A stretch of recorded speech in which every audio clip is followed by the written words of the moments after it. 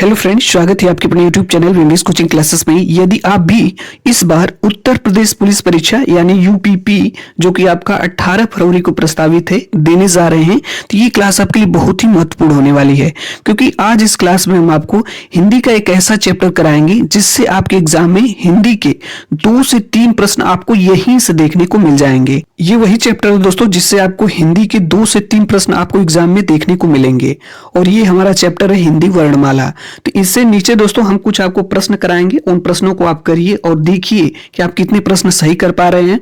अगर दोस्तों आप इन प्रश्नों को करेंगे तो आपके 2 से 3 प्रश्न सिर्फ इसी चैप्टर से आपके देखने को मिल जाएंगे। तो without delay we start the question. आज की क्लास का पहला प्रश्न है, बहुत ही महत्वपूर्ण है और कई बार एग्जाम में पूछा गया है। प्रश्न हमारा है, हिंदी वर्णमाला में वर्ण हैं, यानी कि हिंदी वर्णमाला में कितने वर्ण होते हैं। पहला वाला ऑप्शन है 50 वर्ण होते हैं, दूसरा वाला ऑप्शन है 52 वर्ण होते हैं, तीसरा वाला ऑप्शन है 54 वर्ण होते हैं और चौथा वाला ऑप्शन है 55 वर्ण होते हैं। आप लोग बताइए हिंदी वर्णमाला में कितने वर्ण होते हैं। तो हिंदी वर्णमाला में कुल 52 वर्ण होते हैं, इसलिए ऑप्शन हमारा बी सही हो जाएगा। अगली प्रश्न पे चलते हैं। अगला प्रश्न हमारा है, दूसरे नंबर का प्रश्न है। प्रश्न हमारा है कि हिंदी भाषा में कितने व्यंजन हैं। हिंदी भाषा में कितने व्यंजन हैं। पहला वाला ऑप्शन है 21 होते हैं, या 33 व्यंजन होते हैं, या 36 व्यंजन होते हैं, या 40 व्यंजन होते हैं। आप लोग बताइए हिंदी भाषा में कितने व्यंजन होते हैं। तो हिंदी भाषा में आपके 33 व्यंजन होते हैं, ऑप्शन नंबर बी सही हो जाएगा। अगर नहीं पता है दोस्तों तो आप लोग जान लीजिए, आपका क से लेकर के म तक आपके जो है टोटल आपके 25 हैं, जिन्हें आप स्पर्शीय व्यंजन कहते हैं। 4 आपके अंतस्थ व्यंजन हैं, यर लब, और 4 आपके उष्म व्यंजन हैं। अगर आप इनको जोड़ देंगे तो आपके टोटल आपके 33 हो जाएंगे, यानी 25 आपके स्पर्श व्यंजन क से म तक, और 4 आपके अंतस्थ व्यंजन यर लब, और 4 आपके उष्म व्यंजन कहलाते हैं, तीनों स और ह को। तो टोटल 33 व्यंजन हो जाते हैं। तीसरे नंबर का प्रश्न है, हिंदी वर्णमाला में व्यंजनों की संख्या है, क्या 32 होते हैं व्यंजन, या 34 व्यंजन होते हैं, या 33 व्यंजन होते हैं, या 36 व्यंजन होते हैं। आप लोग बताइएगा हिंदी वर्णमाला में कितने व्यंजन होते हैं। तो अभी ऊपर ही इसको हम लोगों ने पढ़ा है, तो हिंदी वर्णमाला में टोटल आपके कुल 33 व्यंजन होते हैं, इसलिए ऑप्शन नंबर सी सही हो जाएगा। अगला प्रश्न हमारा है, चौथे नंबर का प्रश्न है कि जिनका उच्चारण स्वतंत्रता से होता है और जो व्यंजन के उच्चारण में सहायक होते हैं उसे कहते हैं। क्या कहते हैं। संज्ञा कहते हैं, या स्वर कहते हैं, या व्यंजन कहते हैं, या विसर्ग कहते हैं। आप लोग बताइए इसका आंसर क्या होगा। यानी जिनका उच्चारण स्वतंत्रता से होता है और जो व्यंजन के उच्चारण में सहायक होते हैं उसे कहते हैं, तो उसे दोस्तों स्वर कहते हैं। ऑप्शन नंबर बी सही हो जाएगा, क्योंकि स्वर ही ऐसे हैं जिनका उच्चारण स्वतंत्रता से होता है और जो व्यंजन के उच्चारण में सहायक होते हैं। जैसे कोई भी आप व्यंजन ले लीजिए, आप उसको बोलेंगे, जैसे आपने क ले लिया, तो इसमें क्या है, स्वर आ रहा है। जब आप क बोल रहे हैं तो अ आ रहा है। जैसे का बोलिए तो का में जो है आ स्वर आ रहा है। तो ये व्यंजन है और व्यंजन में स्वर क्या होते हैं, सहायता करते हैं। का ऑप्शन नंबर बी सही हो जाएगा। चलिए अगले प्रश्न पे चलते हैं। अगला प्रश्न हमारा है, पूछा गया है कि वर्णमाला में स्पर्श व्यंजनों की संख्या कितनी है। अभी हम आपको बताए हैं वर्णमाला में स्पर्श व्यंजन कितने होते हैं। क्या 25 होते हैं, या 30 स्पर्श व्यंजन होते हैं, या 20 होते हैं, या 35 होते हैं। तो अगर आपको नहीं पता है तो आप जान लीजिए कि वर्णमाला में स्पर्श व्यंजनों की संख्या 25 होती है। जो क से लेकर के म तक जितने भी वर्ण होते हैं वह आपके स्पर्श व्यंजन होते हैं, जिनकी संख्या 25 होती है। जैसे क ख ग घ अंगा च छ ज झ इया ट ठ ड ढ अड़ा त थ द द न प फ ब ब म, ये सभी इनका नाम ही है स्पर्श व्यंजन। तो इनकी संख्या 25 होती है, इसलिए ऑप्शन नंबर ए सही हो जाएगा आपका। अगले प्रश्न पे चलते हैं। अगला प्रश्न हमारा है, पूछा गया है कि भाषा की सार्थक लघुत्तम इकाई किसे माना जाता है। भाषा की सार्थक लघुत्तम इकाई किसे माना जाता है। ए वाला ऑप्शन है शब्द को, बी वाला ऑप्शन है वर्ण को, सी वाला ऑप्शन है अर्थ को, और डी वाला ऑप्शन है मात्रा को। आप लोग बताइएगा भाषा की सार्थक लघुत्तम, लघुत्तम का मतलब होता है सबसे छोटी इकाई, किसे माना जाता है? तो इसका ऑप्शन हो जाएगा ए। और ये प्रश्न बहुत ही महत्वपूर्ण है और जो कई बार यूपीपी के या जेल बॉर्डर के एग्जाम में पूछा गया है। इस प्रश्न को दोस्तों ध्यान से देखिएगा आप लोग। भाषा की सार्थक लघुत्तम इकाई किसे माना जाता है? तो शब्द को। और ये पूछा जाएगा कि भाषा की सबसे छोटी इकाई है, तब आप वर्ड को टिक करिएगा, सही करिएगा। और जब इसमें प्रश्न में सार्थक शब्द लगा दे, सार्थक लघुत्तम इकाई, तब आपका ऑप्शन ए सही होगा, यानी शब्द होगा। चलिए अगली प्रश्न पे चलते हैं। अगला प्रश्न हमारा है 7 नंबर का प्रश्न है। पूछा गया है कि हिंदी भाषा में कुल व्यंजन है। पहला है 35, दूसरा है 33 और चौथा है आपका तीसरा है आपका 45 और चौथा है आपका 55। तो हिंदी भाषा में कुल कितने व्यंजन होते हैं आप लोग बताइएगा। तो हिंदी भाषा में अभी ऊपर ही हम लोगों ने पढ़ा है, कुल आपके 33 व्यंजन होते हैं। देखिए अगर आपसे पूछा जाए हिंदी वर्णमाला में कुल कितने वर्ड होते हैं, तो 52 वर्ड होते हैं। कितने व्यंजन होते हैं, तो 33 व्यंजन होते हैं। व्यंजन आपके 33 होते हैं, याद रखिएगा। स्वर कितने होते हैं, तो 11 आपके स्वर होते हैं। चलिए अगले प्रश्न पे चलते हैं। हमारा प्रश्न है कि निम्न में दीर्घ स्वर है। पहला वाला ऑप्शन है छोटी ई, दूसरा वाला ऑप्शन है बड़ी ई, तीसरा वाला ऑप्शन है ए, चौथा वाला ऑप्शन है ए। आप लोग बताइएगा इसमें से दीर्घ स्वर कौन है? दीर्घ स्वर का मतलब होता है बड़ा स्वर, जिसको बोलने में समय लगे। तो आपका ऑप्शन नंबर बी सही हो जाएगा। बड़ी ई आपका दीर्घ स्वर है। छोटी ई से ज्यादा समय लगेगा बड़ी ई में, तो आपका बड़ी ई दीर्घ स्वर है। दीर्घ स्वर आपके 4 होते हैं, 4 आपके दीर्घ स्वर होते हैं। कौन कौन से आपके, तो आप जान लीजिए। आ होता है, बड़ी ई होता है, क्योंकि अ और आ में आ बड़ा है, छोटी ई और बड़ी में बड़ी ई बड़ी है। उसके बाद बड़ाऊ होता है, और उसके बाद आपका बड़ी री भी होता है। तो ये 4 आपके दीर्घ स्वर होते हैं। अगला प्रश्न हमारा है कि निम्नलिखित में से कौन सा मूल दीर्घ स्वर नहीं है, पूछा गया है। मूल दीर्घ स्वर नहीं है। पहला वाला ऑप्शन है आ, दूसरा वाला ऑप्शन है बड़ी ई, तीसरा वाला ऑप्शन है बड़ाऊ और चौथा वाला ऑप्शन है ओ। आप लोग बताइएगा इनमें से कौन मूल दीर्घ स्वर नहीं है। तो आपका ओ मूल दीर्घ स्वर नहीं है, ऑप्शन नंबर डी सही हो जाएगा। मूल दीर्घ स्वर क्या होते हैं? 4 ये भी होते हैं, इनको भी आप लोग जान लीजिए। जैसे अ हो गया आपका, उसके बाद आपका छोटी ई, छोटा ऊ और आपका री। ये आपका जो है मूल दीर्घ स्वर ये होते हैं 4। क्योंकि ऐसे स्वर जो मूल है, जो जड़ है, इनसे स्वर बने हुए और भी। जैसे अ से क्या बना है? आ बना है। ई से बड़ी ई बनी है, छोटा ऊ से बड़ा ऊ बना है, री से बड़ी री बनी है। लेकिन ऊ से कौन सा स्वर बना है? नहीं अब बना है। ये मूल स्वर इसीलिए कहलाते हैं। मूल स्वर आपके पास 4 हैं और दीर्घ स्वर भी आपके पास 4 हैं। ये आप दोस्तों ध्यान में रखिएगा। चलिए अगले प्रश्न पे चलते हैं। अगला प्रश्न हमारा है, पूछा गया है कि क्वेश्चन नंबर 10 है। पूछा गया है कि प्लुप्त स्वर कौन सा है? पहला है ओम, दूसरा है औम, तीसरा है ओम और चौथा है ओम। आप लोग बताइएगा प्लुप्त स्वर कौन सा है। 10वें नंबर का प्रश्न है, प्लुप्त स्वर कौन सा है इसमें से? तो आपका ओम जो है प्लुप्त स्वर है। प्लुप्त स्वर की हम आपको पहचान बता दें। प्लुप्त स्वर में जो है लगभग 3 मात्रा का समय लगता है, और इसमें जो है अक्सर करके 3 अगर बना हुआ है तो ये आपके प्लुप्त स्वर में ही आएगा।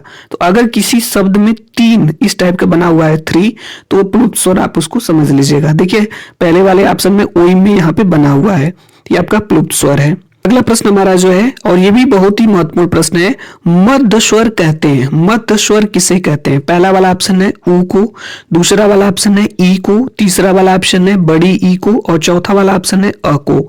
आप लोग बताइए मध्य स्वर किसे कहते हैं? तो मध्य स्वर आपका हो जाएगा अ को कहते हैं, ऑप्शन नंबर डी सही हो जाएगा। अगर नहीं पता तो हम आपको एक ट्रिक बता रहे हैं, इसको आप लोग ध्यान में रखिएगा।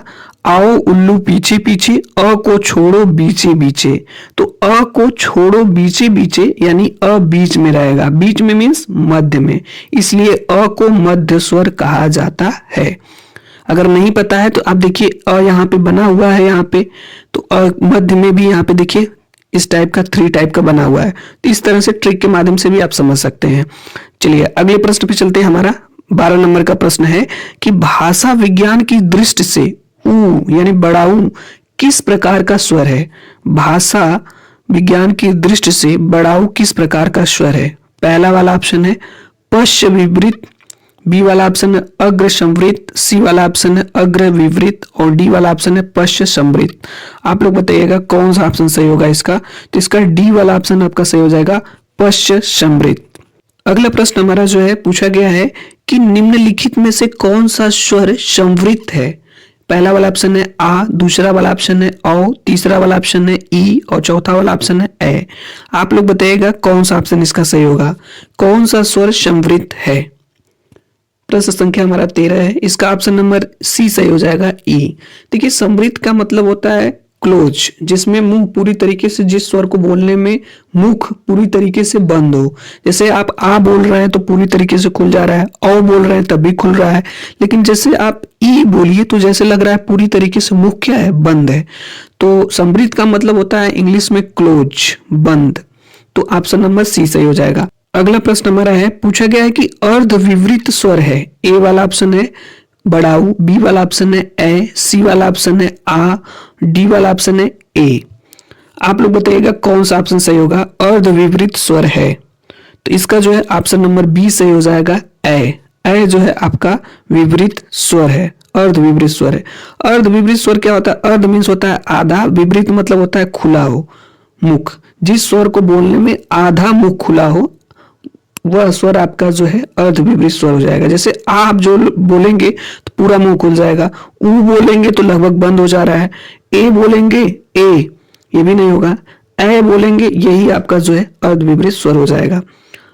अगला प्रश्न हमारा है जो है और 15 नंबर का प्रश्न है, स्वर ध्वनि के प्रकार हैं। स्वर ध्वनि के प्रकार हैं, दीर्घ, बी वाला ऑप्शन प्लुप्त, सी वाला ऑप्शन ह्रस्व और डी वाला ऑप्शन है उपर्युक्त तीनों। तो स्वर ध्वनि के तीनों प्रकार होते हैं, दीर्घ स्वर भी होता है, ह्रस्व स्वर भी होता है और प्लुप्त स्वर भी होता है, इसलिए इसका ऑप्शन नंबर डी सही हो जाएगा। अगला प्रश्न हमारा है कि स्वरों के उच्चारण में लगने वाले समय को कहते हैं। ए वाला ऑप्शन है मात्रा, बी वाला ऑप्शन है अनुस्वार, सी वाला ऑप्शन है ह्रस्व और डी वाला ऑप्शन है प्लुप्त। तो स्वरों के उच्चारण में लगने वाले समय को क्या कहते हैं, आप लोग बताइएगा। तो इसका ऑप्शन नंबर ए सही हो जाएगा, मात्रा, मात्रा कहते हैं। अगला प्रश्न हमारा है, पूछा गया है कि स्वर किसका भेद है। पहला वाला ऑप्शन है संधि, दूसरा ऑप्शन है समास, तीसरा ऑप्शन है वर्ण और चौथा ऑप्शन है लिंग। तो स्वर जो है आपका वर्ण के भेद होते हैं, वर्ण के ही भेद होते हैं, स्वर, व्यंजन और विसर्ग। इसको आप लोग जानते रहिए। अगले प्रश्न पे चलते हैं। अगला प्रश्न हमारा 18 नंबर का है, 18 नंबर का, निम्नलिखित में से कौन सा स्वर कंठ तालव्य है। यानी कि कंठ से भी बोला जाता है और तालु दोनों से। पहला वाला ऑप्शन है बड़ी ई, दूसरा वाला ऑप्शन है आ, तीसरा वाला ऑप्शन है ओ और चौथा वाला ऑप्शन है ए। तो इसका एक तरीका है, आप या तो इसका उच्चारण करके चेक कर लीजिए इसमें से कौन कंठ तालव्य से बोला जाता है, या इसके लिए आप जो है हम आपको बता दे रहे हैं, याद रख लीजिए एदैतो कंठ तालु, एदैतो, ए दै तो कंठ तालु। तो इससे क्या होगा कि आपको याद रहेगा, एदैतो में देखिए ए है तो ए और ए आपका जो है कंठ और तालु दोनों से बोला जाता है। तो इस तरह से देखा जाए तो ऑप्शन नंबर डी सही हो जाएगा, ए हो जाएगा। यानी एदैतो कंठ तालु आप याद रखिएगा, जब भी पूछा जाएगा कंठ तालव्य कौन होते हैं तो आपके दो होते हैं, ए और ए होते हैं। चलिए आगे चलते हैं। अगला प्रश्न हमारा है, पूछा गया है कि निम्नलिखित में से कौन से शब्द में अनुनासिकता है। पहला है संभव, दूसरा वाला ऑप्शन है संभावना, तीसरा वाला ऑप्शन है संभालना और चौथा वाला ऑप्शन है संभावित। तो निम्नलिखित में से कौन से शब्द में अनुनासिकता है, आप लोग बताइए इसका कौन सा ऑप्शन सही होगा। अनुनासिकता है तो इसके लिए ऑप्शन नंबर सी सही हो जाएगा, संभालना। संभालना शब्द में अनुनासिकता है। पूछा गया है कि किस वर्ण का उच्चारण स्थान कंठ तालु से है।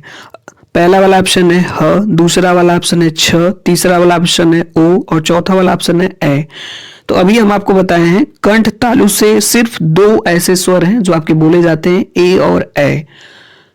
हमने आपको एक ट्रिक भी बताई कि एदैतो कंठ तालु, आप याद कर लीजिए एदैतो कंठ तालु। तो ए और ए आपके कंठ तालु से बोले जाते हैं, इसलिए ऑप्शन नंबर डी सही हो जाएगा ए।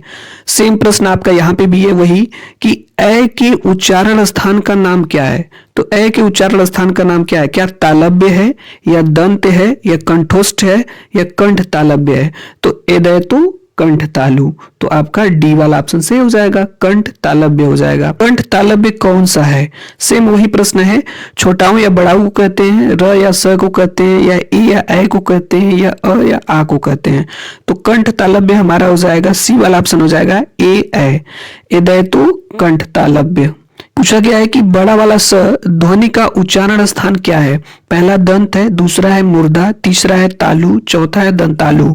तो बड़ा वाला श जो होता है ध्वनि का उच्चारण स्थान क्या है, तो जो है तालु, ऑप्शन नंबर सी सही हो जाएगा। अगले प्रश्न पे चलते हैं। अगला प्रश्न हमारा है उच्चारण स्थान के आधार पर ईया व्यंजन है। ईया पहला है तालव्य, दूसरा है मूर्धन्य, तीसरा है कंठ और चौथा है आपका ओष्ठ। तो ये जो आपका ईया है ये आपके कंठ से बोले जाते हैं, ऑप्शन नंबर सी सही हो जाएगा, क्योंकि क से लेकर के म तक जितने भी हैं ये सभी कंठ से बोले जाते हैं। क ख ग घ अंगा ये कंठ से, और कंठ से के बाद आपका आता है तालु। तो तालु में आपका च वर्ग हो जाता है, च छ ज ज ईया। तो आपका यहाँ पे ऑप्शन नंबर सी सही हो जाएगा। अगला प्रश्न हमारा जो है 25 नंबर का, निम्नलिखित व्यंजनों में से कौन से व्यंजन का उच्चारण तालु से होता है। तो हम आपको बता देना चाहेंगे जो आपका क वर्ग है, पूरा क वर्ग यानी क ख ग घ अंगा, ये जितने भी हैं ये आपके क से क वर्ग और क से कंठ, ये सभी कंठ से बोले जाते हैं। उसके बाद आपका आता है च वर्ग, च फैमिली का, जैसे च छ ज ज इया, ये आपके तालु से बोले जाते हैं। तो यहाँ पे देखिए क्या कोई है च छ ज ज इया में से, तो बिल्कुल यहाँ पे है, सी वाला ऑप्शन हो जाएगा आपका छ, ये आपका तालु से इसका उच्चारण होगा। तो आज की क्लास में दोस्तों बस इतना ही। ये आज हमारी हिंदी की फर्स्ट क्लास थी। इसके बाद इसका सेकेंड क्लास भी हम लेकर के आएंगे, उसमें बाकी जो 20 क्वेश्चन बचे हुए हैं वो करा देंगे। तो ये क्लास आपको कैसी लगी आप कमेंट्स बॉक्स के माध्यम से दोस्तों जरूर बताइएगा। और ऐसे ही दोस्तों हम आपके लिए यूजफुल कंटेंट्स बनाते रहेंगे, एग्जाम के लिए काफी यूजफुल होगा।